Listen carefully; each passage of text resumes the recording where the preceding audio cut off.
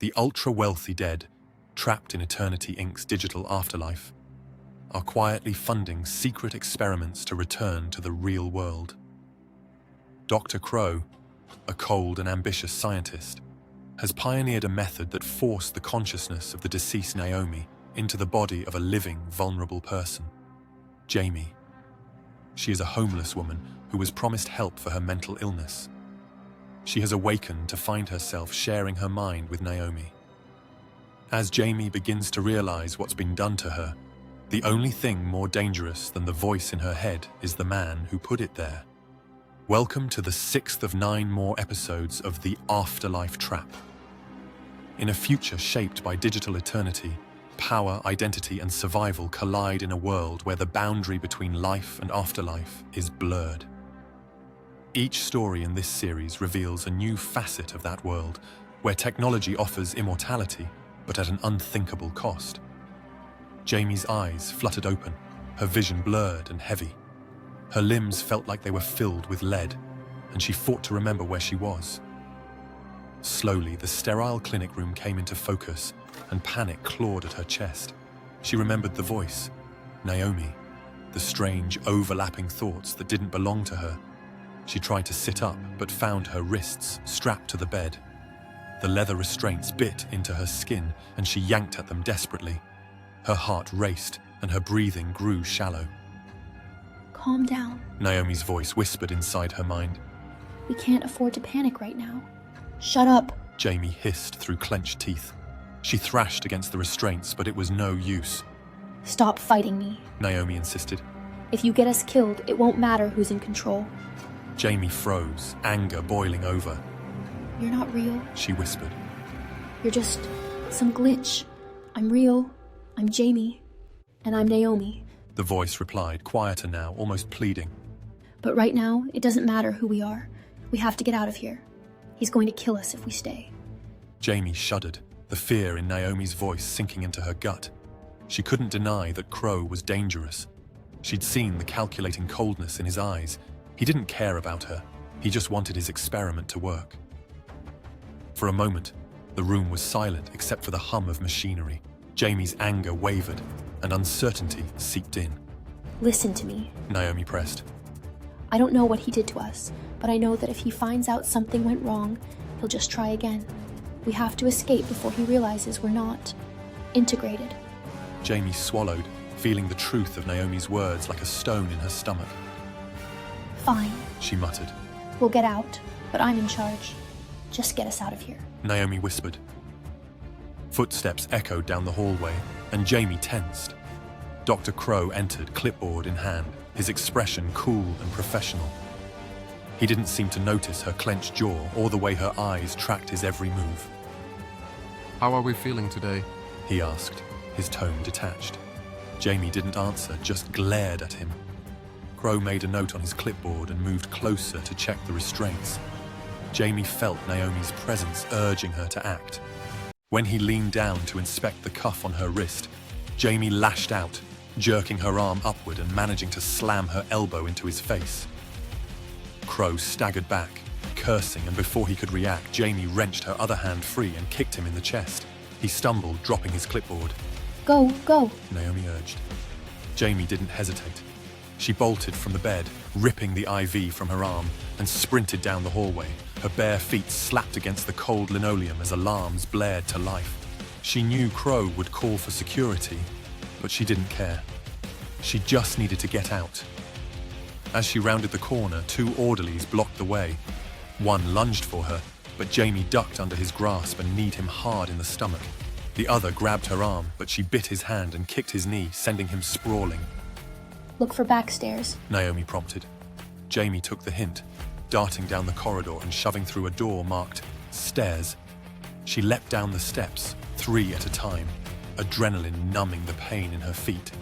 The exit sign glowed like a beacon below, and she burst through the door into the chilly night air. She didn't stop running until she was several blocks away, ducking into an alley and crouching behind a dumpster, gasping for breath. We did it, Naomi whispered, almost in disbelief. Jamie wiped sweat from her forehead, adrenaline still surging. Don't get comfortable, she muttered. We're not safe yet. Hours later, as dawn broke over the city, Jamie huddled in an abandoned warehouse, trying to catch her breath and calm her racing thoughts. She knew she needed a plan, somewhere to hide, some way to figure out what the hell had happened to her. Go to the police. Naomi urged. We have to tell them what Crow did. Jamie shook her head. They'll just think I'm crazy. Or worse, they'll send me back. You can't just keep running forever. Naomi argued. We need help. Jamie's hands shook. You don't get it. People like me, the cops don't listen. They don't care. You think they're going to believe I'm some science experiment gone wrong? Naomi hesitated, the doubt seeping into her thoughts. What about a church? There's a pastor, Father Matthias. He helps people. He won't turn us away. Jamie rubbed her temples, the headache pulsing at her skull. Why him? I remember him. Naomi admitted. He used to run a community center. He helped a lot of people. If anyone will listen, it's him. Jamie didn't want to admit it, but Naomi's idea made sense. The church would be safer than going to the authorities. Cops wouldn't look for her there. Reluctantly, she pushed herself to her feet. Fine, we'll try the church. But if he calls the cops, we're gone. Navigating the city with Naomi whispering directions was a maddening experience. Jamie wanted to scream at her to shut up, but she couldn't risk drawing attention. The streets were busy now, commuters hurrying to work, and she kept her head down to avoid drawing notice. Finally, they reached the church, a weathered building with stained glass windows and a sagging sign that read, St. Michael's Community Center. Jamie hesitated, fear gnawing at her resolve. It's safe, Naomi insisted. just go in.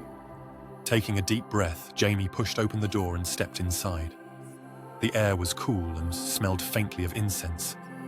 A few people knelt in the pews, heads bowed in prayer. At the front, an older man in a worn clerical collar straightened and turned toward her. Good morning. He greeted, his voice warm and kind. Can I help you? Jamie swallowed hard, trying to find her words. I need help. Someone's after me. Father Matthias studied her with gentle concern. Come, sit down. You're safe here.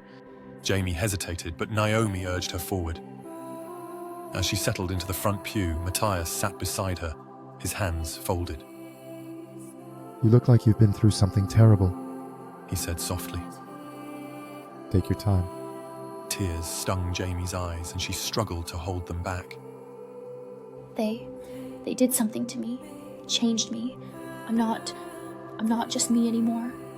Father Matthias nodded slowly, his eyes never leaving her face. Who did this to you? Dr. Crow. Jamie whispered. He put someone else in my head. Another person. Her name's Naomi. Jamie's chest tightened and a surge of relief washed over her. Can you help me? Father Matthias looked troubled but determined.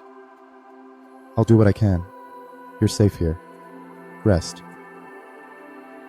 Tell him about the phone call. Naomi prompted. Jamie hesitated but finally whispered. I called Naomi's dad. I didn't know what to say. He's probably looking for her. The priest nodded. We'll figure out the right way to handle it. You did what you thought was right. For the first time since her escape, Jamie felt a flicker of hope. She leaned back in the pew, exhaustion creeping over her. As her eyes drifted shut, Naomi's voice softened in her mind. We did good. Naomi whispered. Maybe we'll be okay. But Jamie knew better than to let her guard down. Crow wouldn't stop looking for her, and she didn't know how much longer she could keep fighting herself.